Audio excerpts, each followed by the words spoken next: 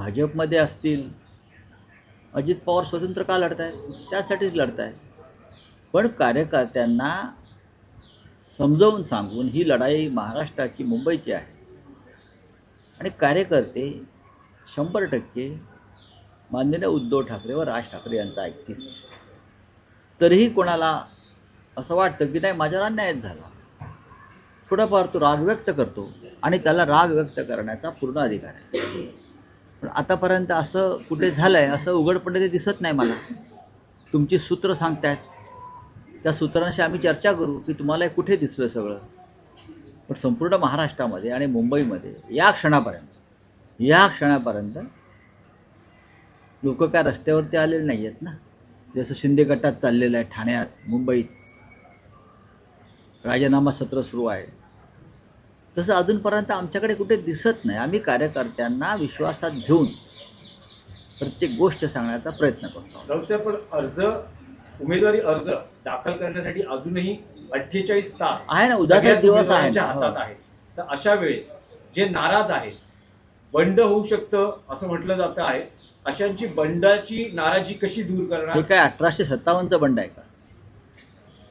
नाही, बंड कशाला म्हणतात? हे 1857चं बंड आहे का? देशासाठी, क्रांतीसाठी नाही ना.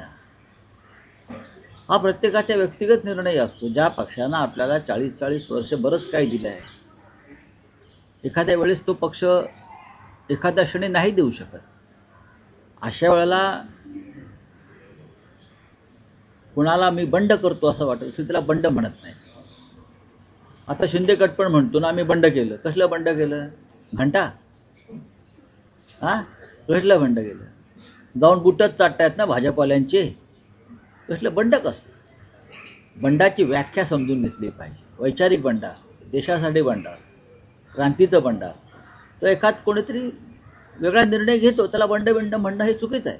उमेदवारी जाहीर झालेले आहेत, त्यामध्ये बऱ्याच नेत्यांच्या, आमदारांच्या मुलांना देखील समोर आलं. त्यात चुकीचं काही नाही.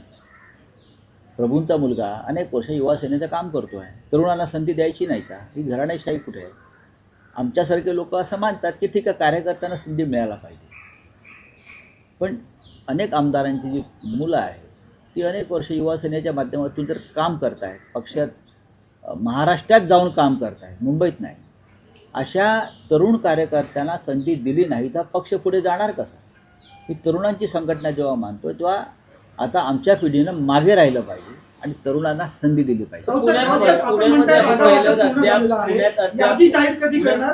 आमच्यात यादी जाहीर करण्याची पद्धत नाही. आम्ही सगळे स्टार प्रचारक आहोत.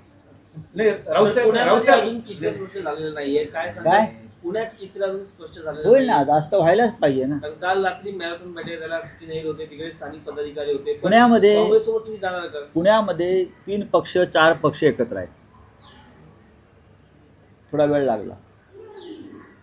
आज दुपारी 1 वाजेपर्यंत चित्र स्पष्ट होईल.